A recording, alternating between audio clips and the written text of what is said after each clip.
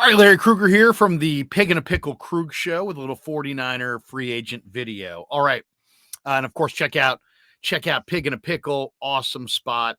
They're in Emeryville, open Wednesday through Sunday. They are in Corte Madera, open 7 days a week. Pig and a Pickle, the best barbecue in all of Northern California. The brisket is absolutely mouthwatering.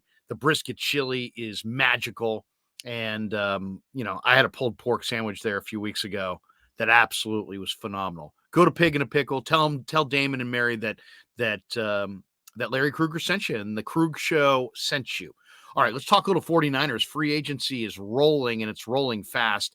And the Niners have lost Daniel Brunskill. He has jumped to the Tennessee Titans. And Rand Carthon, of course, taking one away from the 49ers. And you know what? I like Daniel Brunskill. I think Daniel Brunskill might have been the smartest guy in the team. I did an interview with him last year where I walked away and I'm like, was that even a football player? I mean, this guy is really smart, really smart. And talking to Spencer Burford, Burford wouldn't have been, as good as he was this year at right guard without the presence of Daniel Brunskill. And Brunskill's been a really good 49er. He's played virtually every spot on the offensive line. That's really what he gives you. He gives you tremendous versatility. And the bottom line is offensive line play around the NFL is just down. So, good, efficient offensive linemen that are versatile and can play multiple spots are going to have a job almost every year. And that's Daniel Brunskill. And the supply far outweighs, or the demand far outweighs the supply. And so, guys like Brunskill are always going to have jobs as long as they can stay healthy. Now, Daniel Brunskill is an interesting player. I mean, he is good at guard. He's good at center. I don't know that he's great anywhere. And I think for the 49ers, if they could have retained him at their price, I think they would have liked to have him back. Why? Because he's a veteran and he's a versatile veteran. He's a good guy in the room. He's a smart guy. You got a lot of young players in there, and you want to have somebody, a veteran, that can watch film with them and really kind of, carry out the wishes of Chris Forster as far as what Forster wants to see from his offensive line. But I just think the Niners are going to a youth movement. And, last year they drafted Nick Zakelj. And Zakelj, in a lot of ways, is a younger, cheaper, healthier, better version of Daniel Brunskill once he understands what he's doing. And now that he's had a year in the system to learn the offense, learn the playbook, and to get bigger, stronger, faster, more explosive, more sudden, I think Nick Zakelj is actually an upgrade on Daniel Brunskill. The Niners are kind of set now. It's Trent Williams at left guard or left tackle, Aaron Banks at left guard, Jake Brendel at center, Spencer Burford at right guard, and right now, at least for the moment, Colton McKivitz at right tackle. If there is a hole on the offensive line, we all know it's at right tackle. But then you also have Jalen Moore here. You also have Nick Zakelj. You have Jason Poe. Leroy Watson's on this roster as well. Alfredo Gutierrez, Keith Ishmael. So they've got some other guys here.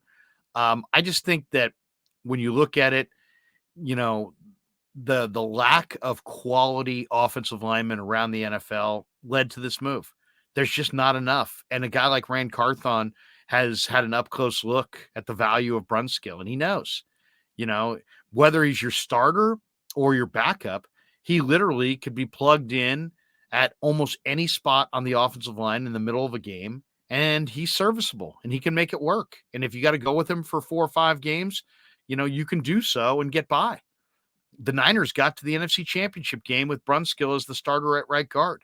This last year, Brunskill and Burford shared the right guard.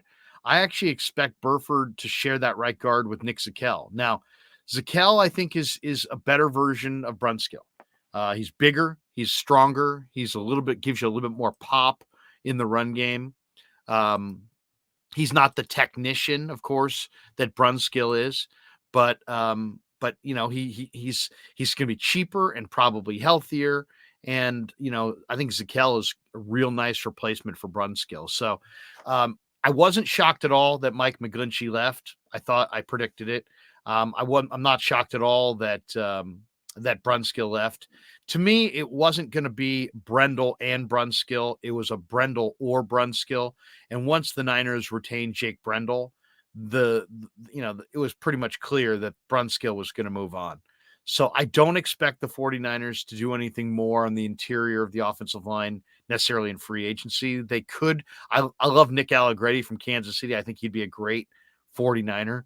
But I think they like what they have as far as their backups inside with Zakel and Poe. And I do expect them to take an offensive tackle in the draft and maybe one interior player in the draft. But they got 11 draft choices, and they'll also look at a half dozen or if not more undrafted free agents. And in there will be a couple interior linemen that they have their eyes on that they really like. But right now, Daniel Brunskill, to pay a good player, any kind of significant dollars when you're really hugged up against the cap and you're really as deep as this team is, and you have Nick Zakel and Jason Poe just sitting there waiting in the wings. I'll say this, and I like Daniel Brunskill. I think Daniel Brunskill was going to have a really difficult time making the roster this year. I think it's going to be an incredible challenge if Brunskill to make the roster. Figure they go with 8 or 9 offensive linemen. Williams, Banks, Brendel, Burford, McKivitz. Those 5 guys are going to make it. Jalen Moore, Nick Zakel, Jason Poe. So that's 8 right there. I think they'll probably draft a couple guys, and have a little competition. Maybe 2 or 3 offensive linemen come in. They're going to show up with about a dozen offensive linemen. They're going to pare that down to 8 or 9 on the 53 cut down day. The other guys are going to the practice squad. The thing about Brunskill is you're not putting him on the practice squad. You're not. He's a veteran. He's either going to make your football team or he's going to be cut.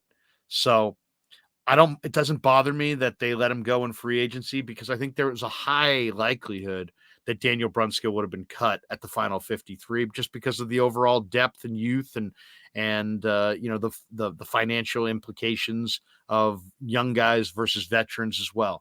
So good luck to Tennessee. They got a really solid football player. They got a guy who can basically be an insurance policy in all 5 spots. And for the 49ers, they move on with younger, cheaper players.